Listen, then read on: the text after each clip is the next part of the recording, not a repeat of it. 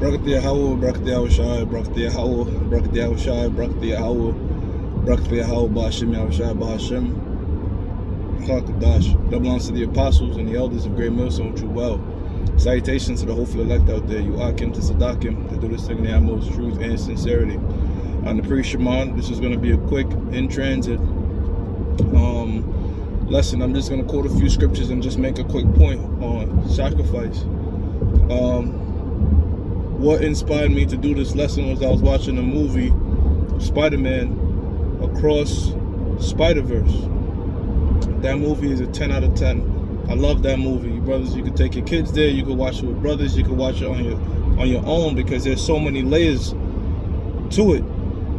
And you know, Revelations 3:18, anoint thyself with eye salve that thou mayest see us in the dark. There's a lot of lessons. There's this, and it's very hard not to watch things and compare it to the truth, right? Like when you come in this thing, you always paralleling things you see in the media, whatever, all right, to the truth, right? And a very important lesson in that movie, and I'm going to say there's spoilers in it, so and there's going to be spoilers in the lesson. I'm not going to give out any detail, but there's a major plot point in the movie, all right, that I just have to speak on that pertains to this truth, right? And the point of it is sacrifice. The point of it is sacrifice. And if you know anything about Spider-Man, all right, you know, I'm gonna just say this, all right. Loss is what makes him become that hero, right? There's a quote, I'm sure a lot of you have heard of it: with great power comes great responsibility. And that is true, because that's also said in the scriptures, to whom much is given, much is required, right? And a lot of these things that we deal with, comic books or whatever and what have you, major Hollywood movies, you'll find that a lot of them, they root themselves into the scriptures, all right? Because the scriptures is the #1 plagiarized book in all of history. I remember Elder Ainab said that years ago, and it's true. All right, but going back to the point at hand, why I was just so eager to speak on it was I love the movie, all right? Like I said, I love that movie. I told brothers this is a must watch, all right? And I just couldn't stop taking away from the major plot point about the sacrifice. So basically, all right, this man is given an ultimatum, all right, to either cope with the fact that he's going to have to take a major loss, because a major loss, all right, is what makes him become him, makes him become, all these Spider-Mans become Spider-Mans with major losses. Now, one could become very emotional and say, oh, can't we do both?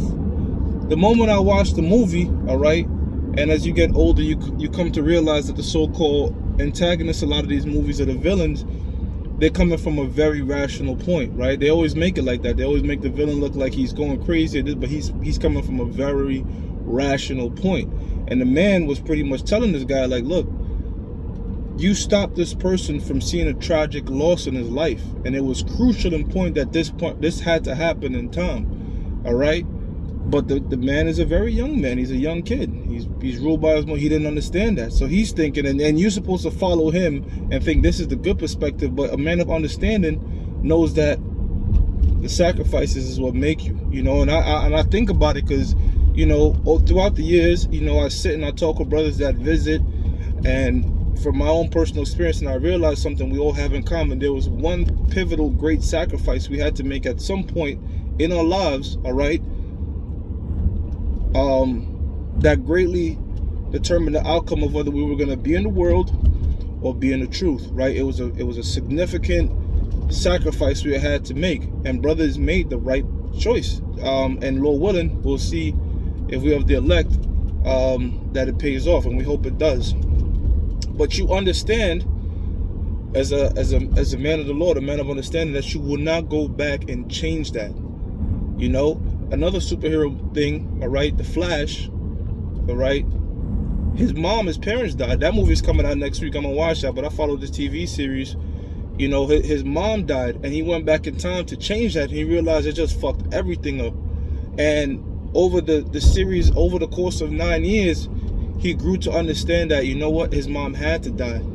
Like, on a personal level, you wish you could keep your mother, but on a greater level, all right, you have to understand that loss has to happen for a greater purpose, right? And it's just, man, that's the same thing with us coming in this thing, man. You understand that when you look back, you're like, damn, I really had to cut that off. My life would have been completely different if I'd have made this decision, that decision, but it's for a greater purpose. And Yahushua said, if a man is not willing to lose mother, father, son, daughter, even his own life, he's not worthy of me.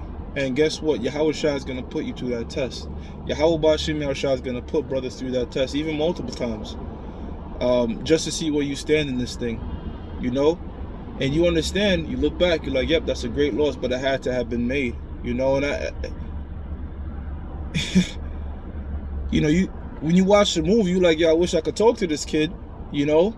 Because they're making the guy seem like a villain for saying, like, look, if you go and try to change this event, you could pretty much end the entire universe, because this person is meant to suffer this tragic fate, you know?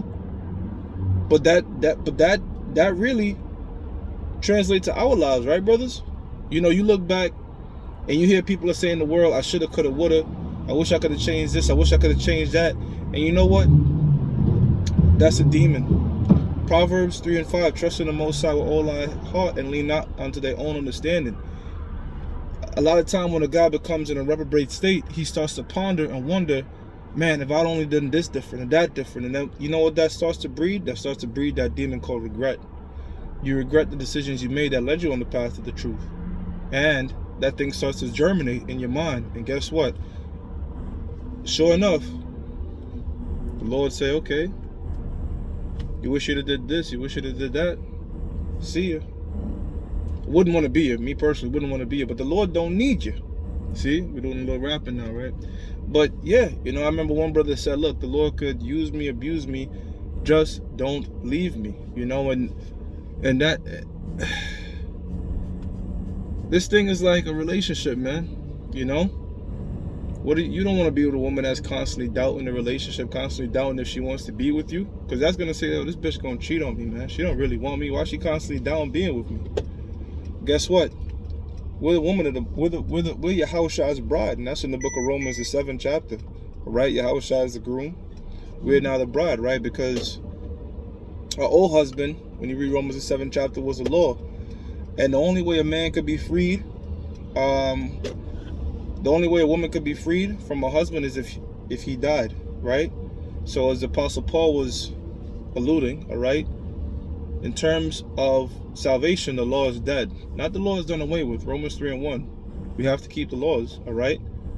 But it's dead in terms of this is our means to salvation. We're now married unto a new husband, which is Yahushua, Romans 5:1, all right, which through his faith we're made righteous, right? So being the Lord's woman, you know, you want to be on point, man. You know, you want to show that you 100% love and commit to this husband, right? And again,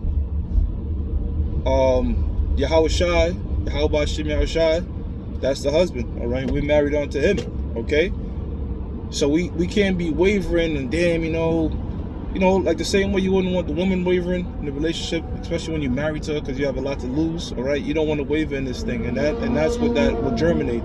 Looking back, thinking, man, if I'd have done this differently, I could have been rich, I could have been this, I could have been that. Why? Because you're in a lowly state right now, all right? You're in a position of mourning, but Ecclesiastes, the 7th chapter, tells us that's what makes the heart better, you know?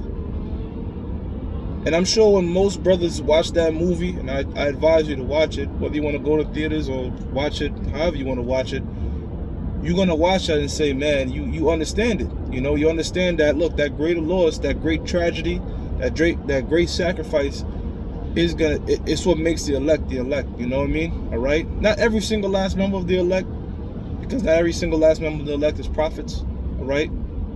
But you've noticed in the past, things could have gone completely different, all right? But it had to play out how it played out to put you in this position that you're in now, man.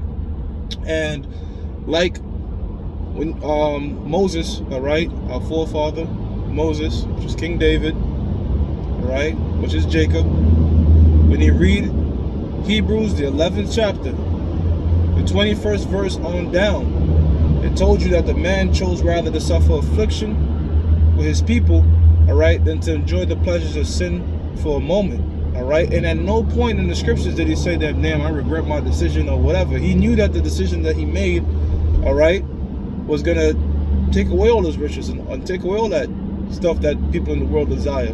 But it put him in great favor with the Most High, man. You know, put him in great favor with Yahweh Ba'Shem Yahushua, and that's whose favor we're seeking for first and foremost, to be on good graces with our Lord Yahweh Ba'Shem Yahushua, man. All right. So, brothers, in closing, the sacrifices that we have made, don't for a second look back and think, if I'd have done this and I'd have done that, I wish I could have changed this, I wish I could have changed that. That sacrifice had to have been made to make you into the man that you are today, man. All right?